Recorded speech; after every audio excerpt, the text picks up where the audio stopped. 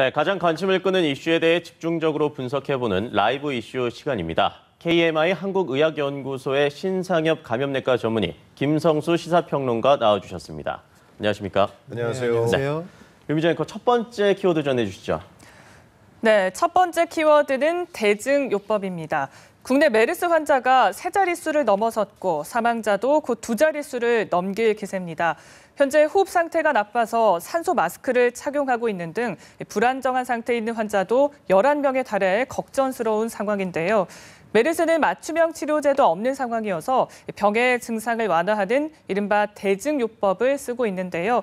과연 효과가 얼마나 있는 건지 짚어보도록 하겠습니다. 네, 이 대증요법에 대해서 이제 좀 자세하게 설명을 부탁드립니다. 이제 메르스와 같은 바이러스는 이제 대부분 이제 백신이나 효과적인 치료약이 없는 경우가 많습니다. 네네. 그렇지만 보통 이제 본인의 면역만 가지고도 완치에 이를 수가 있는데요. 네. 근데 이제 메르스와 같은 질환들은 본인의 면역에 의해서 완치가 되는 그 중간에 폐렴이 생기기도 하고 신부전이 생기기도 하고 이제 다른 이제 문제들이 생기게 됩니다. 네. 그러면 이제 바이러스를 이제 우리 몸의 면역 체계가 치료하는 동안 폐렴이 생기는 분들은 뭐 산소 마스크나 기계 호흡 같은 걸로 이제 도움을 드리고 네. 신부전이 생기는 경우는 이제 적절한 조치와 투석 같은 걸로 그 기간을 잘 넘어갈 수 있게 이제 만드는 그런 치료라고 볼 수 있겠죠. 이 감기약 같은 경우도 대증요법 아닙니까? 이제 감기약도 마찬가지입니다. 감기 바이러스를 바로 치료하지는 못하지만 네네. 감기에 의한 기침이나 가래 같은 그런 증상을 없앰으로 인해서 이제 사람을 보다 편안하게 만드는 그런 요법이 이제 일종의 네. 대증요법이라 할 수 있겠습니다. 그런데 이제 가장 걱정되는 게 아무래도 임신부가 이제 감염됐다는 소식이 전해진 건데요. 그런데 검사 결과가 계속 달랐습니다. 양성이었다가 음성 그리고 최종 양성 판정이 나왔는데 이렇게 검사 결과가 다른 이유는 어떻게 볼 수 있을까요? 이제 두 가지 이유 정도가 있을 수 있는데요. 하나는 이 검사를 채취하는 검체를 얻기가 굉장히 어렵습니다. 이 침에서 그 검사가 나가게 되면 그냥 다 음성이 나와버리기 때문에 그 호흡기 깊숙한 곳에 있는 객담을 가지고만 이제 검사가 나가야 되는데 증상이 없는 분들은 객담 자체를 이렇게 배출을 하지를 않고 있고 네. 그렇기 때문에 바이러스 양도 적고 객담을 채취하기도 어렵고 이런 상황에서는 검사를 아무리 정밀하게 해도 음성이 초기에는 나올 가능성이 굉장히 높고요. 네. 그래서 반복적인 검사를 통해서 이제 확진을 하는 과정이 필요하게 됩니다. 네, 이 임신부 감염 사례가 확진으로 판정이 나면서 산부인과의 문의가 굉장히 빗발친다고 네. 하는데 이 메르스 공포가 더 확산되는 게 아닌가 싶은데요. 그렇죠. 지금 현재 임산부 사례가 뭐 전 세계적으로 몇 건이 보고돼 있다고 하지만 네. 임산부의 경우는 아이를 품고 있기 때문에 더더욱 어떤 가능성으로 나갈지 우려스러운 게 사실인 거죠. 네. 실제로 아이가 태반을 통해서 바이러스가 감염이 될 수 있는 것인지 이런 부분들도 굉장히 궁금한 것이고 또 그런 것들을 막을 수 있는 방법이 있었으면 좋겠는데 그런 방법에 관련돼 있는 정보나 이런 것들은 전혀 없는 그런 상태지 않습니까? 그리고 더 힘든 것은 이제 대증요법이라고 얘기를 하셨지만 실제로는 몸이 스스로 견뎌내거나 이겨낼 수밖에 없게 되어 있다는 건데 감기약도 안 먹고 심지어는 몸에 안 좋다는 음식도 자제하고 있는 임산부들에게 걸릴 수 있다라고 하는 게 얼마나 큰 공포로 다가오겠습니까? 네. 그러면 또 이 메르스 바이러스에 잠깐 동안 걸려 있었다라고 하는 사실 때문에 아이가 출산 이후에 혹시라도 뭔가 문제나 이상이 있다고 한다면 그것도 또 엄청난 고통이거든요. 이 모든 것들이 실제로는 보이지 않는 것, 정보가 없기 때문에 오는 그런 공포이기 때문에 더더욱 두려운 그런 것입니다. 네, 지금 말씀을 해주셨는데 아무래도 정보가 부족하기 때문에 치료를 좀 제대로 할 수 있을지 또 태아에게는 나중에 영향을 미치지 않을지에 대한 그런 궁금증이 많은 것 같습니다. 선생님 좀 어떻게 보시나요? 지금 뭐 전 세계적으로 메르스 관련된 임신부 보고는 한 3건 정도밖에 없는데 네. 뭐 경과가 좀 다양하게 나타났습니다. 근데 이제 과거 사스 같은 경우에는 이제 유산 이제 코로나 바이러스였는데 임신 초기에는 이제 유산이 되는 경우가 좀 있었고 후기에는 모성 사망이 높아져서 사실 우려가 되는 건 사실인데요. 네. 지금 확진된 임산부가 이제 만삭으로 지금 알려져 있기 때문에 일단 가능하다 그러면 환자 그 상태에 따라서는 태아를 안전하게 제왕절개로 이제 그 외부로 이제 분리를 시킨 다음에 산모에 이제 집중적인 치료가 돼야 될 수도 있을 것 같고요. 그렇지 않은 경우라 그러면 이제 최대한 아이를 보존하면서 하는 대증요법으로 사실 대부분은 이제 본인의 면역으로 이겨낼 수 있기 때문에 좋은 결과가 있기를 기대하고 있습니다. 네. 또 지금 현재 메르스 검사가 의심 증세로만은 안 이루어지고 있다고요? 그렇죠. 이게 또 그 굉장히 그 국민들을 더 불안하게 만드는 그런 요소 중에 하나인데 네. 지금은 발병국에 다녀왔느냐, 그리고 발병국의 사람들이랑 접촉한 적이 있느냐, 그리고 또 환자가 있었던 병원에 들른 적이 있느냐, 경유병원까지도 사실은 뭐 확실하게 그 키트를 갖다 주려고 안 한다고 하는 것이죠. 네. 뭐 일단 장비도 부족할 테고 또 시약의 여유가 만만치 않기 때문에 가장 그 의심스러운 사람들부터 먼저 검사를 해야 되겠다. 이렇게 그 정부에서는 나오고 있지만 그런데 이런 부분들도 정보가 제대로 공유가 안 되기 때문에 생기는 문제예요. 메르스 핫라인으로 전화를 해서 고열이 있고 이렇게 객담이 있다라고 하면은 네. 그러면 가까운 그 병원을 갖다 얘기를 해주면서 거기서 검사를 받아보라고 권유를 한단 말이죠. 네네. 그런데 가보면은 뭐 이런 문진들을 통해서 발병국이라든가 혹은 그 의심되는 병원에 다녀오지 않았다라는 게 얘기가 되면은 지금 메르스가 아닌 것 같다라고 그 자리에서 그냥 얘기를 해버린단 말이에요. 네. 이게 뭐 그 메르스가 아니면 좋은 거죠. 그렇지만 구멍이 어디에 뚫려 있는지 지금 모르는 상태 아닙니까? 심지어 오늘은 외래를 그 방문했던 환자한테서도 지금 메르스 의심 증세가 나타났다라고 하는 그런 얘기가 나오고 있다고 한다면 이 병원이라고 하는 범위를 너무 축소해서 잡는 건 아닌가. 그래서 일부 의료인들 중에서는 지금 모든 병원에서 전수조사를 해서 실제로 혹시라도 구멍이 나 있는 어떠한 의심 증세가 없는지 그런 환자가 없는지를 봐야 된다고 하는데 그걸 또 안 하고 있잖아요. 그런 네. 상태에서 정보는 다르게 또 현장에서 나가게 된다면 그러면 불안감이 더 커질 수밖에 없습니다. 어떤 형식으로든 그 확실한 하나의 단일한 정보를 제공해 줘야 나중에 혹시라도 그것이 문제가 되더라도 고칠 수 있는 것인데 네네. 지금은 굉장히 사실상 굉장히 정부가 무책임하다 이렇게 볼 수밖에 없는 것이죠. 아무래도 정보가 중구난방되다 보니 더 혼란을 가중시키는 거 아닌가 싶은데요. 계속해서 다음 키워드 전해주시죠. 네, 두 번째 키워드, 날씨가 변수입니다. 요즘처럼 연이 30도를 넘나드는 무더위가 계속될 때는 메르스 바이러스의 활동이 어떻게 달라질까요? 지난 2013년 미국 국립보건원 연구원에 따르면 메르스는 온도와 습도에 따라서 바이러스의 생존력이 달라진다고 합니다. 하지만 현재 국내 상황에서는 날씨가 큰 영향을 미치기는 어렵다는 분석도 있는데요. 진실이 무엇인지 자세히 짚어보도록 하겠습니다. 네, 선생님 메르스 전파력, 날씨와의 변수 좀 설명을 해주시죠. 일반적으로 이제 세균 같은 경우는 고온 다습한 그런 환경에서 잘 증식을 하고요. 네. 바이러스는 반대로 이제 저온 건조한 환경에서 이제 잘 증식을 하는 건 맞습니다. 그래서 대부분 우리나라 여름철에는 이제 세균 관련된 이제 감염 질환들이 득세를 하고 겨울에는 이제 바이러스 감염된 그런 질환들이 이제 주로 유행을 하는 것 같습니다. 네, 오늘 비 예보가 있는데 뭐 비랑은 좀 바이러스랑 또 관련이 있을까요? 지금 이제 지금 여러 전문가들께서도 좀 헷갈려하시는 게 과연 그러면 장마철이 되면 이 바이러스의 그 기세가 꺾일 것이냐 이런 것들에 대해서 이제 얘기들을 하시는데 네.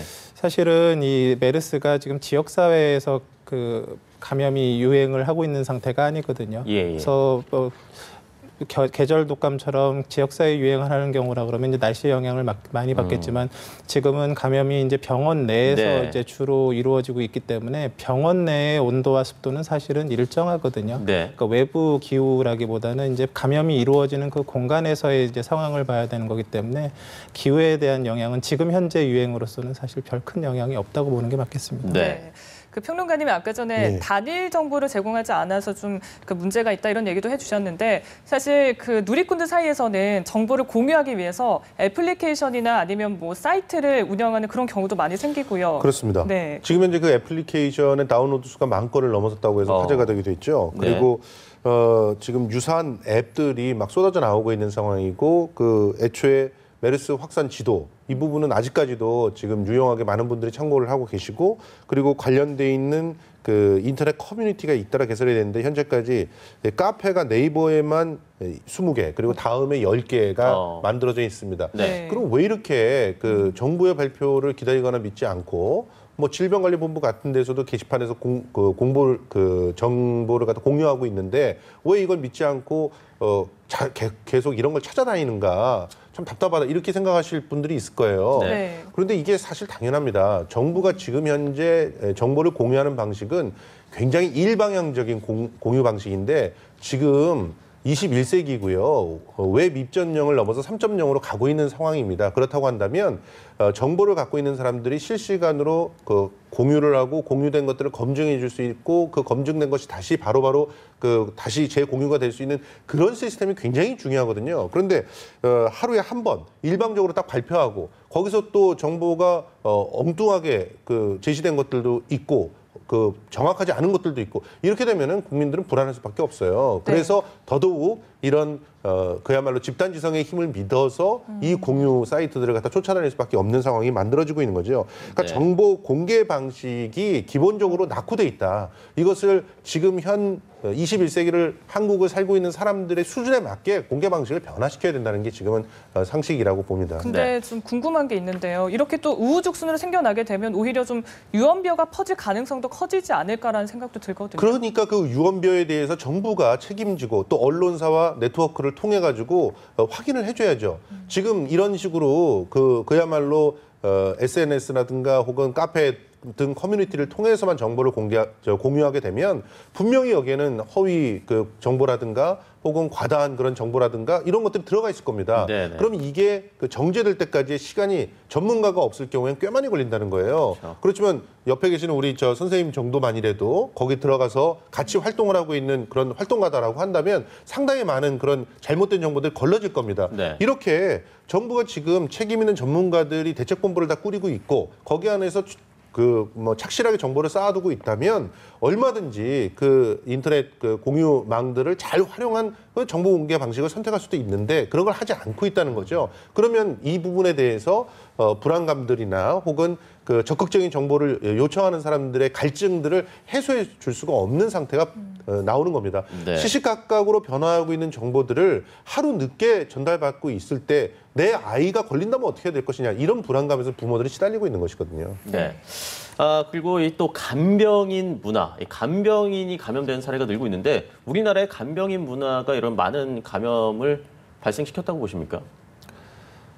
이제 대부분 확진자나 이제 밀접 접촉자분들이 이제 결국 바이러스를 많이 배출하는 환자 옆에서 이제 생겼는데요. 네. 결국은 이 메르스라는 게 이제 접촉과 비말 감염, 그러니까 굉장히 옆에서 오랜 기간 접촉하면서 환자를 간호하는 경우에 당연히 위험성이 올라갈 수밖에 없고요. 네. 그렇기 때문에 지금 현재 벌써 간병만 하셨던 간병인분도 5분이 감염이 됐고 그 옆에 보호자분들을 중심으로 확진자가 늘어나고 네네. 있고 굉장히 이제 큰 영향을 끼치고 있다고 볼 수 있겠죠. 그럼 궁금한 게 외국에는 좀 다인식이 없나요? 이제 간병도 사실은 어느 정도 이제 전문적인 지식과 이런 것들이 필요합니다. 네. 그래서 이제 지금 우리나라에서도 포괄적 간호라고 해서 환자 간호와 간병을 간호 사이에서 전부 다 진행을 하고 보호자가 이제 없는 그런 병원을 만드는 그런 시도들도 이제 되고 네. 있어서 향후 이제 그건 정책적으로 좀 판단을 해야 되는 문제라고 생각합니다. 네, 한편 근데 이 메르스를 악용하는 사례도 늘고 있다고 하는데 수사를 받을 때 피해자들이 이 메르스 검사를 받아야 된다 하면서 수사를 좀 피하는 그런 상황도 생기고 있다고 하더라고요. 그렇습니다. 실제로 한 사례가 천안교도소에서 500만 원의 벌금이 체납되어서 불신 검문에서 잡힌 김모라는 그런 피의자가 있었는데요. 네. 이분이 내가 메르스 환자와 접촉했다라고 주장을 한 거죠. 난리가 났겠죠. 교도소까지 이송이 됐는데 이런 일이 벌어졌으니까 중간에 이동 경로를 다 추적하면서 다 격리해야 되는가 이런 상황들이 벌어졌는데 결과적으로는 음성 판정이 나왔고 또 전화 통화 내역이라든가 이런 것들을 확인해 봤더니 사실 무근인 것으로 이제 밝혀진 거죠. 근데 이런 식으로 자신이 어떤 공권력에 의해서 제재를 당하게 될 때 네. 이런 식의 호의 유포를 해서 피해 가려고 하는 그런 시도들이 계속적으로 늘어나고 있는 그런 상황인데 저는 그렇기 때문에 그럼 이런 부분을 어떻게 막을 수 있을 것인가 저는 정보 공개가 상당한 부분을 막을 수 있다고 생각합니다. 지금 현재는 의료진들한테는 어느 정도 환자들과 환자들의 간단한 이동 경로 그다음에 거주지 위치 이 정도는 대략적으로는 공개가 되고 있다고 알고 있는데 이런 부분들이 경찰들한테도 같이 공유가 될 필요들이 있다고 보거든요. 네. 그렇게 된다면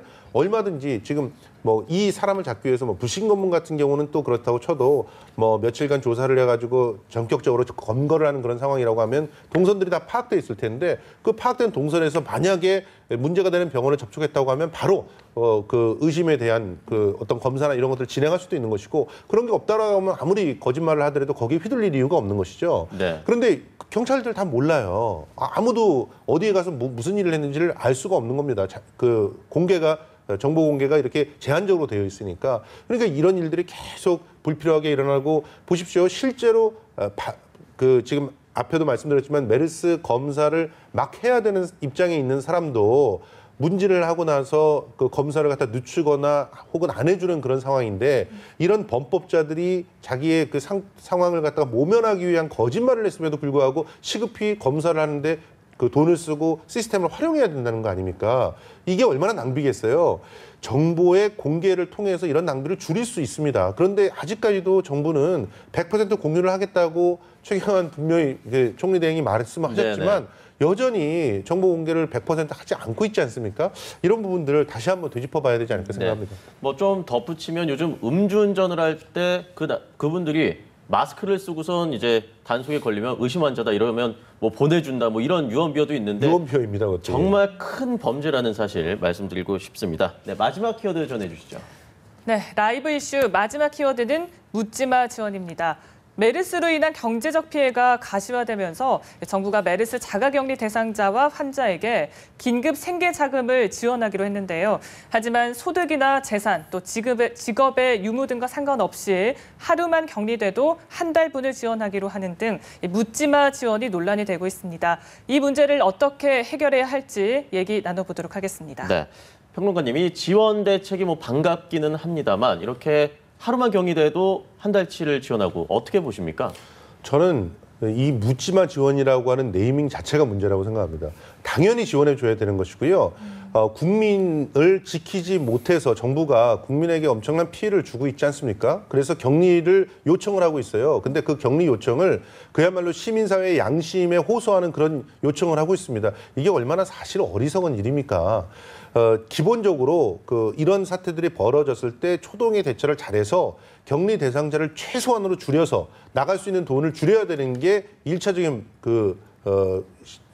어떻게 보면 대책이어야 되는데 그런 부분을 못해서 지금 3,000명이 넘는 사람들이 격리가 되게 됐어요. 그러면 너무나 많은 돈이 나가는 거 아니냐? 당연히 그 정책을 진행한 사람들의 책임이죠.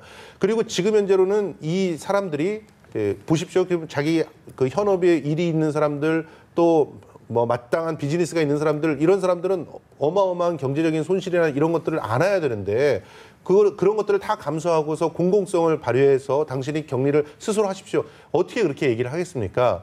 정부에서는 애초에 초동에 자가격리 대상들이 되면 어떤 지원들을 하겠다. 의료비는 물론 지금 메르스 한라인도 유료로 운영이 됐었어요. 그러다 12일서부터 이제 무료로 하겠대요. 이런 것들을 보면 다 뒷북 행정이라는 거죠. 먼저 선제적으로 했었더라면 더 많은 시민 의식들이 촉발됐을 것이고 최소한 이런 지원들을 받는 사람들이 뻔뻔스럽게 나는 골프 치러 갈 거야 이런 식의 행동들을 못했을 것이고 만약에 그런 행동을 했다면 그것에 대해서 책임을 물을 수가 있었을 겁니다. 그런데 그러지 못한 상황들이 벌어지니까 오히려 문제인데 이것을 묻지마 지원이라는 이름을 갖다 붙인다라고 하는 것은 저는 적절한 것 같지는 않습니다. 지원은 마땅히 해주고 그리고 나서 정부가 할 책임을 다했으니 당신도 국민으로서의 책임을 다해라라고 물어야 되지 않을까 생각합니다. 네. 그리고 최근 이제 휴업하는 학교가 계속해서 이제 늘어나고 있는데요. 한편 그 세계보건기구의 조사단이 파견이 돼서 조사를 했는데 휴업 자제 권고를 내렸습니다. 이렇게 좀 다른 이유를 어떻게 볼 수 있을까요? 지금 이제 방역 당국에서도 그렇고 저희 감염학회에서도 그렇고 이제 휴업한다 그랬을 때 이제 적극적인 반대 입장을 폈었던 게 맞고요. WHO도 이제 같은 맥락인데요. 네. 이제 어떤 식으로 이제 확인을 이렇게 점검을 해야 되냐면 학교에 암만 이제 학생들이 많아도 그 안에 메르스 환자가 없으면 이제 메르스에 걸릴 수가 없지 않습니까? 그렇죠. 근데 휴교를 해서 아이가 집에 있게 돼서 할머니랑 단둘이 있어도 할머니가 메르스 환자면 사실 걸리는 겁니다. 네네. 근데 이제 실제적으로 지금 우리나라의 메르스 감염은 이제 병원에 있는 이제 슈퍼 전파자를 중심으로 이제 밀접 접촉자들한테 이제 확진 환자들이 지금 계속 나오고 있지 않습니까? 그러면은 이 병원에서 그럼 가장 위험한 사람은 그 병원에 계신 입원해 계신 고령의 이제 노인분들하고 네. 입원 환자를 봤던 어른들, 간병인들 그런 분들이 이제 주가 되지 아이들을 뭐 그런 중환자 옆에 이제 면회를 시키기도 어렵고 그런 환자 옆에 아이를 입원시키지도 않고 그래서 실제적으로 지금 밀접 접촉자들 중에서 소아는 거의 없고요. 실제적으로 향후도 이제 소아 환자가 나올 가능성이 굉장히 적거든요. 네. 그래서 이제 지금 휴교를 했다라는 얘기는 일종의 어떤 거랑 똑같냐면 아이들을 엉성한 형태의 자택 격리를 시킨 겁니다. 그래서 그렇게 되면 이제 아이들이 엉성한 형태라는 건 이제 제도권 밖에 벗어나기 때문에 이제 몰려서 PC방 다니고 이제 뭐 그러는 일도 벌어지는데 네네네. 정작 가장 큰 문제는 그 아이들을 그 집에서 이제 가장 메르스의 위험군인 이제 조부모들이 이제 봐야 되는 경우들이 생긴다라는 거죠. 네. 그래서 그 사실 가장 그 메르스 감염 확률이 적은 아이들은 도리 학교에 잘 모아놓고 선생님의 이제 관리하에서 이제 증상자가 없는지를 확인을 하고 증상이 있는 아이들은 이제 등교시키지 않고 이런 식의 관리가 이제 역격리라고 볼 수 있는데 이런 것들이 사실은 더 어찌 보면 효율적일 수 있는 그런 방역의 방법일 수 있다는 생각이 듭니다. 네. 마지막으로 이 국민들 스스로가 좀 잘 협조하고 주의해야 될 점 뭐 간략하게 짚어주시죠. 지금 이제 메르스는 사실 병원에 있거든요. 그렇기 때문에 꼭 필요한 치료 목적이 아니라 그러면 병원을 방문하시는 게 이제 좋지가 않을 것 같고요. 네. 치료 목적으로 병원에 가셔야 된다 그러면 반드시 마스크를 착용하시고 다녀오셔서는 손을 잘 씻으시고 이런 개인 위생이 지금 제일 필요한 때라고 봅니다. 네, 알겠습니다. 오늘 두 분 말씀 여기까지 듣도록 하겠습니다. 감사합니다. 고맙습니다. 감사합니다.